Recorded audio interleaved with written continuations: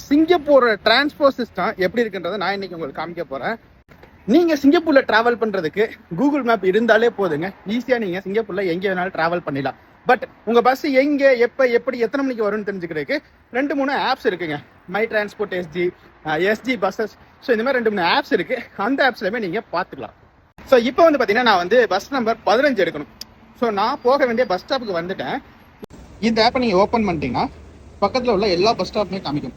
So இப்போ நீங்கள் எந்த பஸ் ஸ்டாப்பில் இருக்கீங்களோ அந்த பஸ் ஸ்டாப்பை செலக்ட் பண்ணிவிட்டு ஜஸ்ட் நீங்கள் கிளிக் பண்ணிங்கன்னா இங்கே எந்தெந்த பஸ்ஸில் நிற்கும், எத்தனை மணிக்கு வரும் அப்படின்றத உங்களுக்கு எக்ஸாக்டாக காமிச்சிருக்காங்க.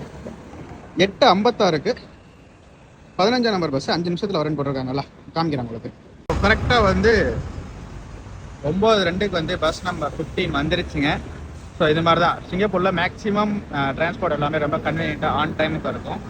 ஸோ இந்த பஸ்ஸில் ஏறி நம்ம அடுத்து போக வேண்டிய இடத்துக்கு போகிறோம்.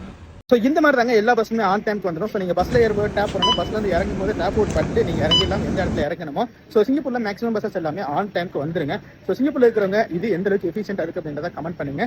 யாரெல்லாம் ஃபர்ஸ்ட் டைமாக புதுசாக சிங்கப்பூர் வந்திருக்கீங்களோ இதை பார்த்து எப்படி தெரிஞ்சுக்கிறது, எப்படி எந்த பஸ்ஸில் ஏறுறது அப்படின்றதையும் தெரிஞ்சுக்கணும். இந்த மாதிரி இன்ஃபர்மேட்டிவ் நியூஸ் நம்ம பேஜ் மறக்காம ஃபாலோ பண்ணிக்கோங்க. தேங்க்யூ மக்களே.